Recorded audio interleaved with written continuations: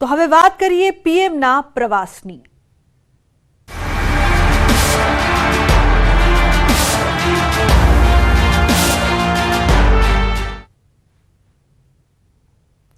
તો પીએમ મોદી આવતીકાલે સુરત આવશે। પીએમના સ્વાગત માટે સુરતમાં ભવ્ય તૈયારીઓ થઈ રહી છે।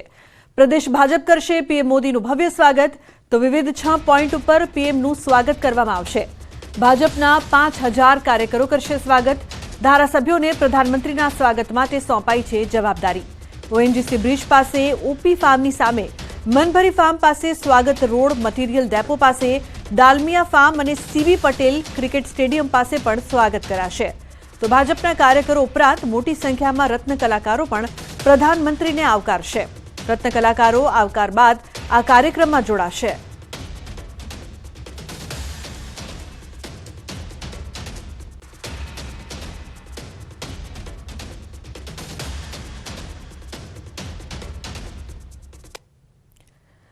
તો સુરત એરપોર્ટને આંતરરાષ્ટ્રીય એરપોર્ટ તરીકેની મંજૂરી અંગે ભાજપ પ્રદેશ અધ્યક્ષ સી.આર. પાટીલે ન્યૂઝ 18 ગુજરાતી સાથે ખાસ વાતચીત કરી।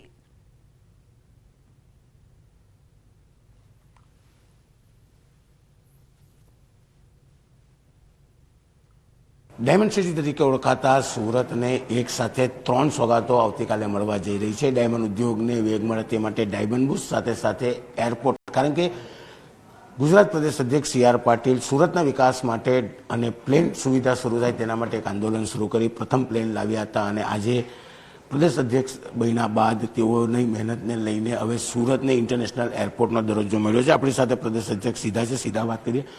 સી.આર.ભાઈ, સુરતના વિકાસમાં પહેલા પ્લેન માટે આંદોલન કર્યું હતું, પ્લેન રોકો, અને હવે તમારા ટાઈમમાં જ ઇન્ટરનેશનલ એરપોર્ટ, કેટલો વિકાસ સુરતનો થશે?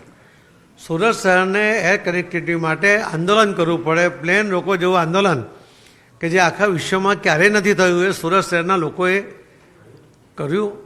અમે એમાં સાથે રહ્યા।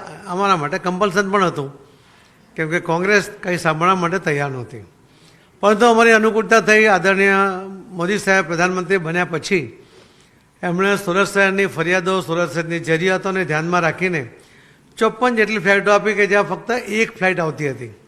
350 કરોડ રૂપિયાના ગ્રાન્ટ સાથે એમણે સુરત એરપોર્ટને ડેવલપ કર્યું અને રનવે મોટો કર્યો, સ્ટેન્ડન કર્યો, એની ટર્મિનલ બિલ્ડિંગ નવી બનાવી અને એ રીતે પણ સુરતના એરપોર્ટને ખૂબ મજબૂત બનાવ્યું, ખૂબ સગવડ સાથે એમણે ડેવલપ કર્યું। એમણે ડાયમંડ બુશ પછી ઇન્ટરનેશનલ એરપોર્ટની જે જરૂરિયાત છે તે વર્ષોથી હતી। દક્ષિણ ગુજરાતના ખૂબ લોકો વિદેશમાં છે, એમને પણ વાયા મુંબઈ કે દિલ્હીથી આવવું પડતું હતું। ગઈકાલે મોદી સાહેબે કેબિનેટમાં સુરતના એરપોર્ટને ઇન્ટરનેશનલ એરપોર્ટ તરીકેની મંજૂરી આપી।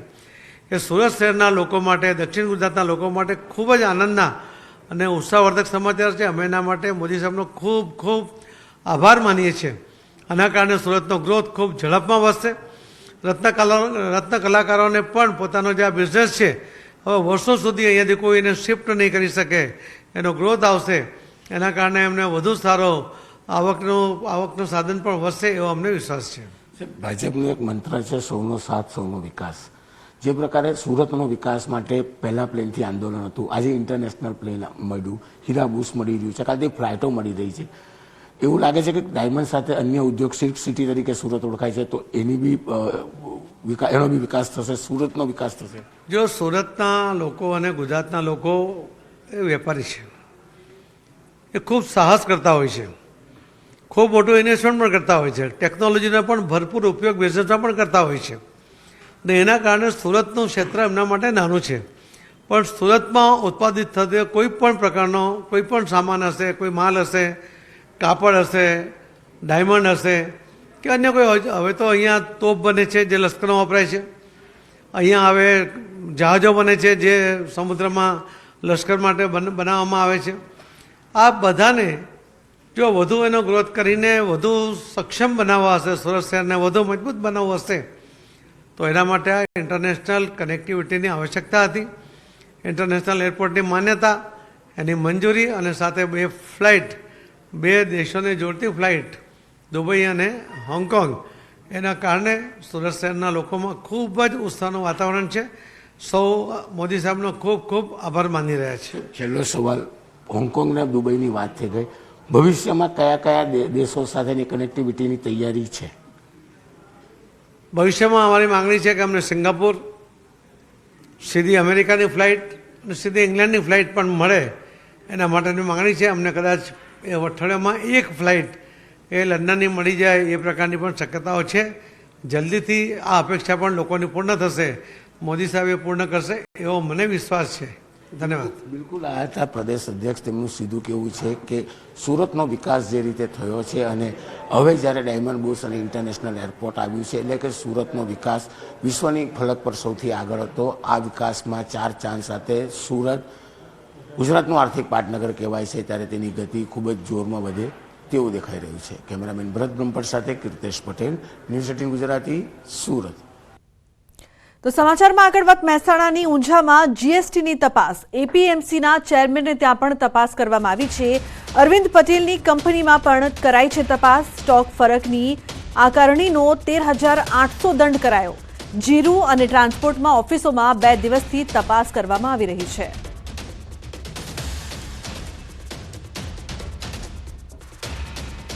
તો ઊંઝામાં જીએસટીની તપાસ કરવામાં આવી રહી છે. મહત્વનું છે કે આ તપાસમાં અન્ય જગ્યાએ પણ તપાસ કરવામાં આવી રહી છે. જીરું ટ્રાન્સપોર્ટની ઓફિસમાં 2 દિવસથી તપાસ યથાવત અને આજે પણ કાર્યવાહી કરવામાં આવી રહી છે.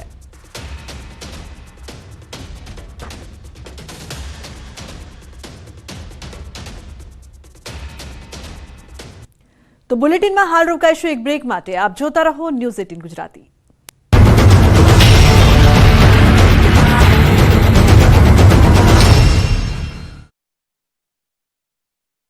हाँ पाजी, ઝૂંપડી ભીષણ આગ લાગવાનું કારણ અકબંધ.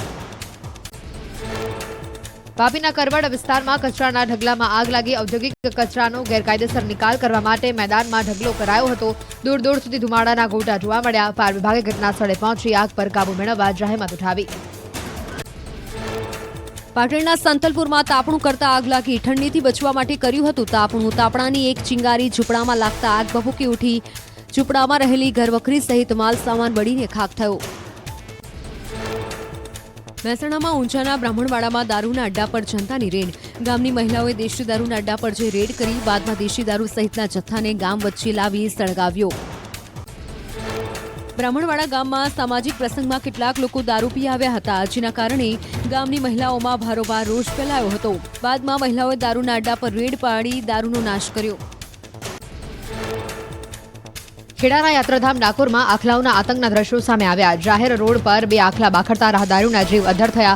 આખલાઓના આતંકના કારણે અનેક વાહનોને નુકસાન પણ પહોંચ્યું. મહેસાણા જિલ્લાના નંદાસણમાં થઈ રિક્ષાની ચોરી. અલસીફા સોસાયટીમાં રિક્ષા ચાલકના ઘરની બહારથી થયેલી ચોરી સીસીટીવીમાં કેદ. ચોર રિક્ષા લઈને ધક્કો મારીને લઈ જતા જોવા મળ્યા. નંદાસણ પોલીસે તપાસ હાથ ધરી.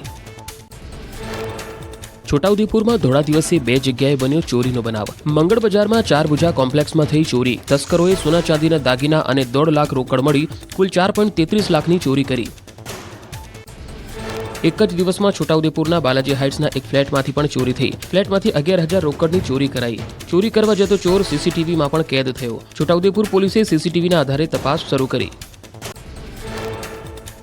ચાણસ્માના ભાટેસર ગામમાં મંદિરમાં તસ્કરો ત્રાટક્યા. સધી માતાના મંદિરમાં દાનપેટીમાંથી થઈ રોકડની ચોરી. સમગ્ર ઘટનાના સીસીટીવી સામે આવ્યા. બુકાનીધારી તસ્કરોએ મંદિરમાં ઘૂસી ચોરીને આપ્યો અંજામ. વલસાડમાં કારમાંથી રૂપિયા ભરેલી બેગની ઉઠાંતરી કરતા તસ્કરો રંગે હાથે ઝડપાયા. રોડ પર પાર્ક કરેલી કારમાંથી ચોરીનો પ્રયાસ કર્યો. નજીકના દુકાનદારે તસ્કરોનો પીછો કરીને પકડી પોલીસના હવાલે કર્યો. ઘટના થઈ સીસીટીવીમાં કેદ. મહારાષ્ટ્ર બોર્ડર પરથી એમ્બ્યુલન્સમાંથી ઝડપાયો વિદેશી દારૂ. દાદરાનગર હવેલીથી જતી એમ્બ્યુલન્સમાં દમણની બનાવટનો ભર્યો હતો દારૂ. પોલીસે ફરાર એમ્બ્યુલન્સ ચાલક વિરુદ્ધ ગુનો નોંધી તપાસ હાથ ધરી. મોરબીમાં પોલીસ કર્મીએ યુનિફોર્મમાં રીલ્સ બનાવી. મોરબીના નવલખી પોર્ટ ખાતે સુરક્ષા કવચ દરમિયાન વિડીયો બનાવી શેર કર્યો. મોરબીમાં પોલીસ કર્મીએ ડીજીપીના પરિપત્રનો ઉલાળ્યો કર્યો. મહેસાણાના બહુચરાજીમાં રેલવે અંડરપાસમાં પાણીમાં ફસાઈ બસ. આસપાસના તળાવના પાણી ભરાતા હાલાકી. વારંવાર આવી ઘટના બનતા તંત્રને અનેકવાર કરાઈ છે રજૂઆત, છતાં તંત્ર દ્વારા નથી લેવાયા કોઈ પગલાં. સુરત નવી સિવિલ હોસ્પિટલમાં ફરી તંત્રની બેદરકારી. સિવિલ કેમ્પસમાં સ્ટ્રેચર તૂટી જતા વૃદ્ધા પટકાયા. મહિલાના બંને પગ ફ્રેક્ચર હતા. હોસ્પિટલ લઈ જતી વખતે બની ઘટના. કાટ ખાયેલા સ્ટ્રેચરને કાપડથી બાંધવામાં આવ્યું હતું. વડોદરાના નંદેસરી જીઆઈડીસીમાં ક્રેનનો બેલ્ટ તૂટતા શ્રમિકનું મોત. સુદ કેમી કંપનીમાં ભારે ટેન્ક લઈ જતા સમયે તૂટ્યો બેલ્ટ. શ્રમિકની ઉપર ટેન્ક પડતા ઘટનાસ્થળે જ મોત. પોલીસે અકસ્માતનો ગુનો નોંધી કાર્યવાહી હાથ ધરી. નવસારી હાઈવે પાસે થયો વિચિત્ર અકસ્માત. અમદાવાદ તરફ જતા ટ્રેલરને નડ્યો અકસ્માત. એંધલ ગામ પાસેથી પસાર થતા ટ્રેલર આગળ ચાલતા ટક્કર. અકસ્માતમાં ટ્રેલરનો ચાલક કેબિનમાં ફસાયો હતો. સ્થાનિકોએ જહેમત ઉઠાવી કેબિન કાપી ડ્રાઈવરને બહાર કાઢ્યો. વડોદરામાં કરજણ નેશનલ